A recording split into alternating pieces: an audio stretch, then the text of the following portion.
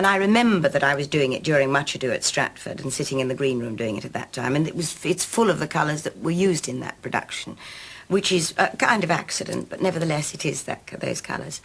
And I like the intricacy of making something which has got things hidden in it that perhaps just somebody glancing at the cushion wouldn't see. You obviously enjoy intricate workmanship. I mean, yes. Even as a corner table pastime, jigsaw puzzles. Yes, I'm passionate about jigsaw puzzles and always have one on the go, if possible, so that anybody can do it. We had friends down one weekend, and Michael Reddington and his wife, in fact, and he had a terrible cold, in fact, just breaking into flu. But he stayed up till about 1:30 in the morning with me, still doing this jigsaw. I find that very engrossing. I think that some people call it a terrible waste of time, jigsaws and crosswords, but I love both of them.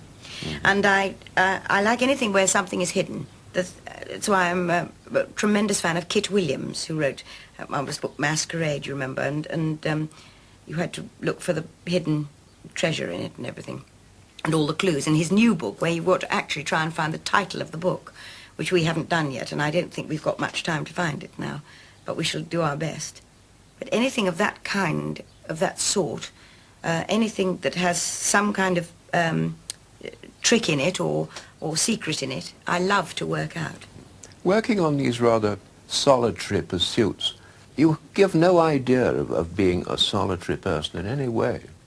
No, I'm not a solitary person, Roy. In fact, I'm absolutely the opposite. I'm a Sagittarian, and they're extremely gregarious, and I'm that.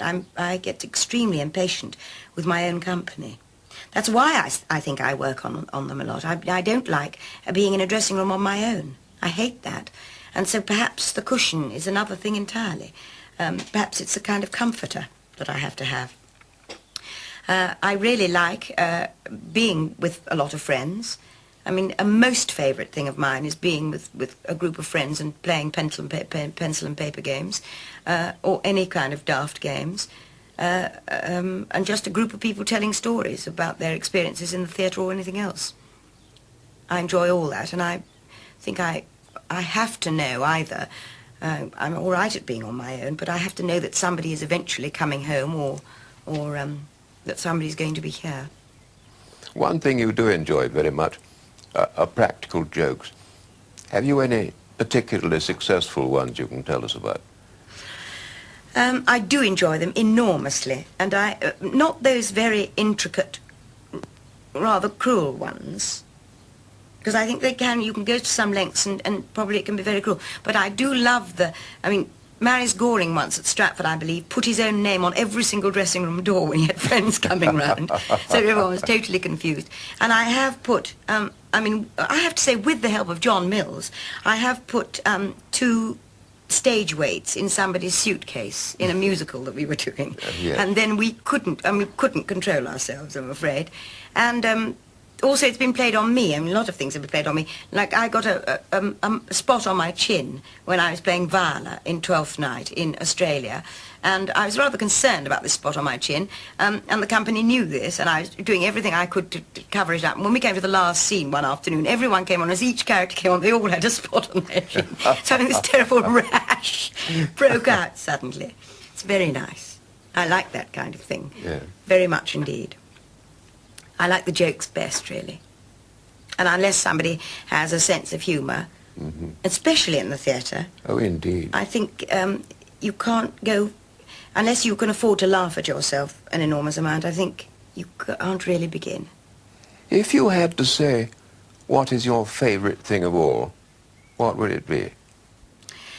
It would have to be, if it's allowed, it would have to be that it isn't thing at all, it's people that are the most favourite. Because that thing of sharing jokes or sharing even experiences or sharing a company together or whatever beats anything, really. Beats pictures or everything. This is one of the great things about the theatre, about show business, about the comradeship. I think so.